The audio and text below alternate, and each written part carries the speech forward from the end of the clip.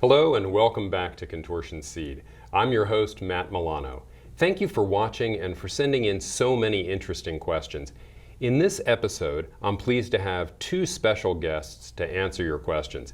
Now, you've met my first guest before, Mandkhai, in our prior episodes, and she'll be here to share with us the details about her training schedule and provide some tips on staying in shape. And today, I'm also pleased to be joined by Gwen Whitaker, the CEO and founder of Green Fair Organic Cafe. And we'll be discussing healthy eating and some simple changes that we can all make to improve our energy and health. Mandkhai and Gwen, welcome to the show. Thank you so much. Thank you for having us. Certainly. And one of the questions we've gotten is how often you practice. Well, I used to practice with my contortion coach. I used to practice like 7 days a week, but now it's different. So now I try to practice at least 3 times a week. Okay, great. And what do you usually do when you practice? So it depends on the show. If I have a show, then I practice for the show. But if I don't have a show, then I just practice my normal routine, which sometimes I try to mix things up. So every practice I try to new tricks. But there are some tricks that I certainly do every practice, such as like push-ups, contortion push-ups, one handstand, and that kind of tricks that I have to practice. Yeah. Okay, well, you're obviously very strong, but you stay very thin, and I know a lot of people have concerns that if they get stronger, they're going to get big and bulky. How do you manage to stay trim and maintain your strength? Well, the strength that I got is because of the practice. Comparing to other like bodybuilders, I don't really do like weights or like I don't do weights. So I just only do the contortion practices, which gives me strength. But like any other person, if I don't practice at all, then I will be losing all of my energy and the strength. So the things that makes me strong is the contortion practice. I see. And do you have recommendations for people to stay in shape and keep their weight in check? Well, there's so many women, especially women, have been asking me, like, how can we be in shape? Like, I want to lose weight. Like, how can we do? Like, can you give me some advice on that? And for me, I think that being in shape is, if someone is healthy, then that person naturally loses weight and it becomes naturally in shape. But some people like try to look beautiful, and that's why they are concentrating on the outer appearance, you know, how they look like, instead of concentrating on the inside. So like I mentioned before, if we just concentrate on inside, like if we just make ourselves more healthier, and then eventually we will be losing weight, and then we will be looking in shape. So for me, like being in shape is like being healthy. So if you are healthy, and then you will be in shape.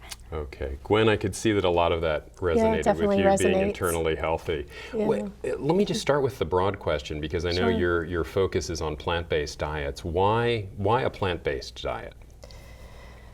So based on the science and the research that we've looked at, if you watch the film Forks Over Knives, and then a lot of the doctors, Dean Ornish, Neil Barnard, Colin Campbell, Dr. Esselstyn, this plant-based diet is the only diet that's been shown to not only prevent but also reverse a lot of chronic health issues. Gotcha. And I think as Mandkhai was suggesting, that weight is an outward number that's based on health, and things like cholesterol numbers are also based on your diet, your sense of health, and that if you're focusing on doing things right, then the numbers for weight and cholesterol come along with that. So, you know, I think we're very much in agreement with that. So plant-based is kind of a broad category. What would you describe for people that aren't familiar with it, what like a typical diet would look like? Sure. So there's a lot of confusion, I think, between the terms vegetarian, vegan, and plant-based. And vegetarian originally got its start where people were only eating vegetables. but it sort of took on people incorporating eggs and dairy into their diet, and so then the term vegan came along, and vegan is basically people that avoid all animal products. But things like potato chips and Oreo cookies are vegan, and so that's not necessarily a healthy diet. So plant-based, we use the term whole food plant-based or whole plant foods, fruits, vegetables, whole grains, beans, nuts, legumes are the basis of a whole food plant-based diet. Gotcha. And So- if somebody's just sort of getting started, what's kind of a Sure. good way to kick off, to put their toe in the water, so to speak? Sure. So a lot of people, it's a journey, and it starts when you start taking things out of your diet. And it's not necessarily about what you eat, it's about what you don't eat. It's taking out processed foods. Myself, I started probably in my teens where I stopped eating beef, then I stopped eating poultry. I'd read one thing and then I'd take something out of my diet. And so it was a progression until maybe 7 or 8 years ago where I read a book about the ethics of food choices and read a couple pages about how seafood was produced and the impact on the environment of basically the drag nets for fish, for catching fish, and I stopped eating seafood. It's like I opt out of this industry. So, it was really just reading this book. And then some years later, after watching Forks Over Knives, not only recognizing that from an environmental perspective and an animal welfare perspective, but from a health perspective, it's an optimal diet for human health. There's a new documentary coming out called The Game Changers. It's in the DC Film Festival this month. James Cameron is the producer. And it stars Arnold Schwarzenegger, Tom Brady, Venus and Serena Williams, a lot of the bodybuilders and weightlifters, marathon runners. So athletes also have recognized that because a plant-based diet is an alkaline diet rather than an acidic diet, amino acids from animals are acidic, that it's a anti-inflammatory diet. So from things like, especially if you need flexibility, the ability to have very good mobility, and also reduce inflammation, promotes heart disease, cancer, a lot of the autoimmune diseases like arthritis, rheumatoid arthritis, and such. Well, you mentioned for you it was a progression over Yes. time of removing things from your diet. Mandkhai, obviously as an athlete, how has your diet evolved over time? Well, my diet has been changed last 3 years. So I used to be big meat eater because I am from Mongolia. We eat so much meat, like all the time. So meat was something that I would love to eat all the time. So like I used to eat meat, breakfast, lunch, dinner, and snack for meat. So everything was meat. So for me, like quit eating meat was so big thing. So for some reason, I wanted to quit eating meat for many long times. And it took me like lots of years to actually quit eating meat, stop eating meat. And last 3 years, I have been eating only fish. So trying to like reduce now, cut the fish out of my stomach. Like I want to stop that eating fish. So I'm just trying to like slowly going it. Okay, and you had mentioned to me that as kind of a Kickstarter for that, you had done the 21-day cleanse. Can you tell our viewers what that's about? Sure. Yes, now I'm on the 21 days cleansing program. It's like, I love it. It's so amazing. So I read about the book. It's called Clean. And this book recommend people to do this 21 cleansing diet, in which I'm doing it, and I am on the 6th day. And I feel so energetic, like it's amazing. I really highly recommend people to read this book, Clean. And you will get lots about this, you're gonna get lots of things about this book. And one thing that I think many people will gonna like about this book is that they don't tell you that you have to quit eating meat or quit eating fish. Everything what you are eating, you can still keep eating. But of course, there are some things that tells that do not eat, but certain things. But the only things that require is to have 1 solid meal and 2 liquid meals a day. So this program is not about losing weight. This program is healing ourselves inside.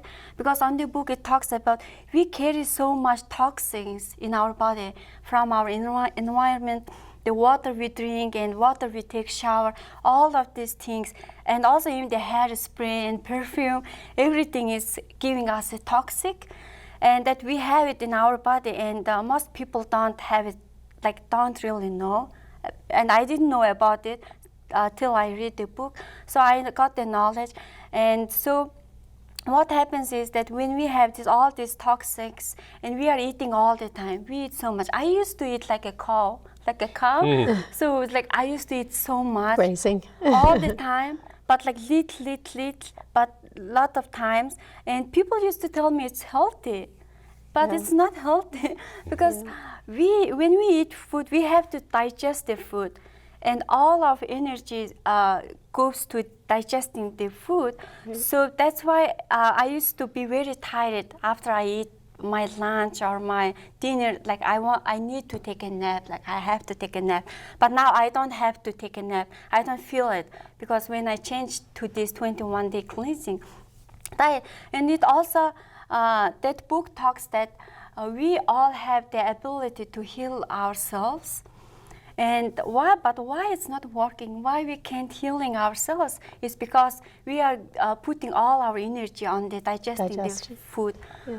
So these 3 meals that I eat, lunch only solid meals, and dinner and breakfast smoothies or shakes or liquid meals. And when we do that, we are giving our stomach a break, and then they can digest it. And after they put all their energy to cleansing our body. So that's what this book about. And there have been so many people came with him. He is a doctor with the different kinds of diseases. And after doing this 20-day program, all the kinds of diseases were disappeared, including like fat liver and some kinds of maybe cancer and like heart disease, all different kinds of like health issues were released. So I really love that doing this. And you said you're on day 6 of yes, 21 days? Day okay, 6, all right, well perhaps you're already feeling the benefits. Perhaps on our next show we can amazing, talk about how it feels after getting through the 21 days. So Clean is a book recommendation. Gwen, how about you? You mentioned some documentaries and some authors. Is there any particular book or documentary that you would say this is a great place for people to start? Sure. I look at chronic illnesses around the United States, and so Preventing and Reversing Heart Disease by Caldwell Esselstyn is probably one of the most interesting books because that's the #1 ailment for people in the U.S. Preventing and Reversing Type 2 Diabetes is Dr. Neil Barnard, and then the China study by 𝗪𝗏 is on cancer research. And all of these books document the research that's been going into, again, plant-based nutrition and taking things out of your diet and watching these diseases go away. And at Green Fair, we do a 21-day kickstart as well. So we actually, the purpose of the restaurant was to promote health and nutrition. Most chefs are not trained in nutrition. They just learn to please the palate and the eye. But what we try to do is to provide meals that are going to be promote satiety and pleasure so that people say, I could eat like this every day, and then we try to teach why and how to do that on your own. So we do the 21-day kickstart. We've had over 500 people now go through the program, including a couple dozen doctors that recommend the program to their patients.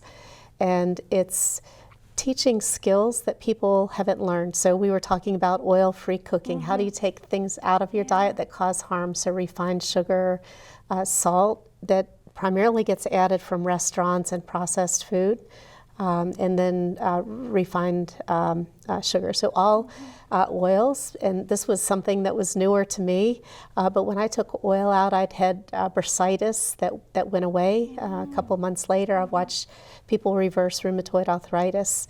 So oil is actually an inflammatory. So we teach something called dry sauté, which is how to cook vegetables in a hot pan without the addition of added oil. So using vegetable broth, coconut water, things that are going to basically use the inherent water in the vegetables to cook themselves. You're doing a quick cook of the vegetables and then adding other ingredients. Okay, well that sounds great. Well, we'll have to try that. So speaking of vegetables, I know a lot of people have a concern about the quality of the vegetables they're getting, where they've been, whether they're locally grown.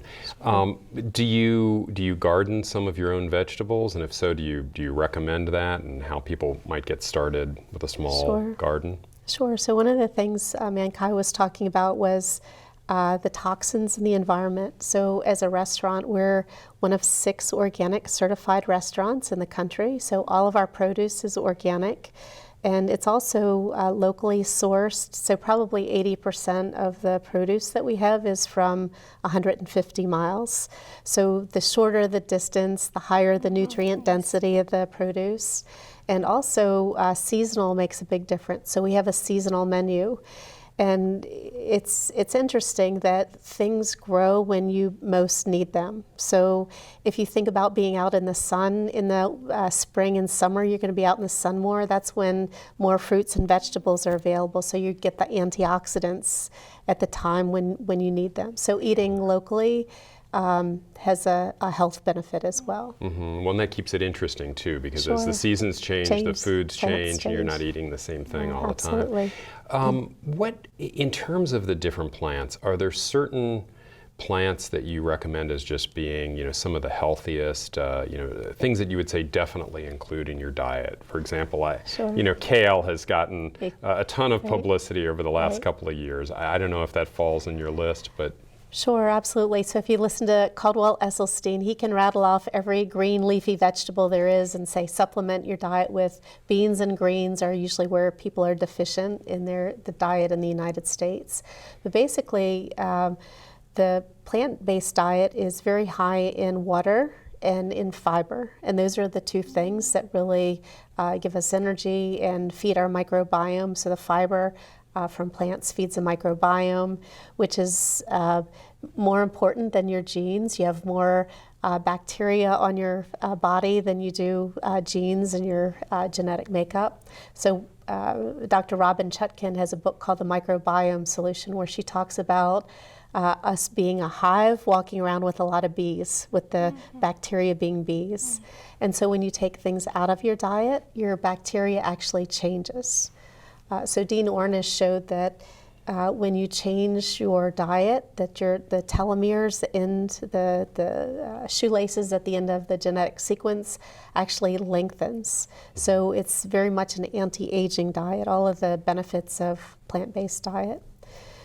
So when we talk about anti-aging, are there any specific plants that come to mind as having those properties? I'm sure people at home would love to hear that. Dr. Michael Greger has a great website, nutritionfacts.org.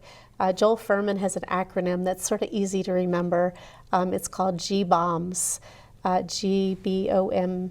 So it's like bombs and then with a G in front of it. So it's greens, beans, onions, mushrooms, berries, and seeds. Okay. And you want to get those in your diet as often as possible, daily, as much as possible. Interesting. So, okay. So GBOMS. All right, GBOMS. We'll G-bombs. remember that one then. So Mandkhai, you talked about now you're in an evolution with your eating. You're doing the 21-day cleanse now. How do you find that your diet affects your contortion practice? It affects very much. So whenever I have more energy, then I'm gonna practice more. So if I have energy, then I will produce more. I will have more energy to practice. So it's been actually very great. So I'm very happy because, like I mentioned before, every time when I have a meat or lunch, I used to be very sleepy. Now it's the opposite. Like every time when I have my shake or my smoothie or my lunch, like it's opposite. Like I don't want to sleep. It's like makes me up, and I get lots of energy, which is helping me to practice more. And I'm practicing on the new tricks, on the new acts. So it's working amazing. Excellent. Okay, so energy, clearly, feeling that immediate energy as a motivator. But from both of you, what kind of tips have you found that can help people stay motivated, stick with a new diet, that kind of thing? What's worked for you or worked with the people that you work with? Gwen, why don't we start with you? So for me, I think it's been more of a lifestyle and not a diet. And I think it has to do with putting practices in place from the standpoint of planning, so that you always have good things in your refrigerator, healthy things that are go-to, so you don't get stuck. Mandkhai, one of the things that we've been looking into is that it's not as much it's what you eat, but also when you eat is very important. And so we've been looking at the research around fasting, so plant-based diets, and the research around optimal eating times, and the concept of how long between when you stop eating until you start eating again the next day. So breakfast is break fast. And if you break your fast at 14 to 16 hours, the research shows that you're basically giving your whole body a break, that 80% of your energy goes into digestion of food. And so when you're digesting food, then your body's not doing the other things that it could be doing, like fighting cancer cells, cleaning out toxins, the other activities that your body does when you're not eating food, when you're not digesting food. One of the things that you mentioned earlier as well that I wanted to go back to was the seasonal change, kind of keeping things interesting, keeping the diet changing. Are there other ways that people, I know it's often easy to start a diet, but then it becomes boring. How do you keep it interesting? How do you stay new and fresh to it, that you want to do it? It becomes a lifestyle change rather than a diet, but how do you get it far enough along to make it a lifestyle change? Yeah, so I think the human is naturally attracted to color. So I love colors, the colors of all the different vegetables, experimenting with different vegetables. I think 4 years ago, I had the Community Sustainable Agriculture box from one of the organic providers, farmers. And every week you pick up a box of vegetables, and there were things in there. I grew up in the city, so I'd get vegetables in there that I didn't even recognize. And I had a week to make them go away, so I ended up chopping everything up and putting it in a steamer. But I think the maybe misconcept around plant-based nutrition is that it's all about salads, and it's not. So, pasta dishes, rice dishes, corn dishes. If you think, a lot of the ethnic dishes are very much geared toward plant-based nutrition. So most of the Asians never use dairy. And usually meat is very minimal part of most of the Asian diets, rice-based diets. Beans and rice are part of the Hispanic diet. So there's huge variety, I think, in the different ethnicity of combining herbs and spices that enhance the actual absorption of a lot of the nutrients that we're ingesting. Gotcha. Thank you both for joining us today on another episode of Contortion Seed. Do you have any final thoughts you'd like to share with our viewers? Mandkhai, maybe we can start with you. Yeah, sure. I have a tip. And I know it's going to be very hard when we change our diet. So for me, the one tip that I would like to tell people is you have to tell yourself that it's only for 21 days, So I always tell myself it's only for 21 days, and if you don't like, you always can go back and what you were eating. And if you like this diet, you can just keep continuing doing it. So give it a try. It's only 21 days. And Gwen, how about you? Right. I would iterate that if you look at the science and you try the food and you see how you feel, you notice how you feel, how you sleep, how you think, and you start associating what you eat with how you feel, then everything starts to make sense. Wonderful, making that connection. Well, again, thank you both for joining us, and thank you for joining us from home watching Contortion Seed. I hope you found something in the show that motivates you to live a fuller and healthier life, and I wish you the best of luck in changing your diet and being in the shape that you deserve.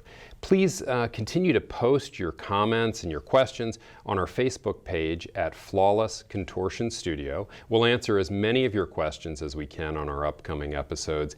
And speaking of upcoming episodes, make sure to tune in to our next episode of Contortion Seed. It's an all-children's episode, and it'll be guest hosted by 12-year-old Haley Fox, and she'll be interviewing some of Mandkhai's young students. Until then, this is Matt Milano saying, stay tuned and stay flexible.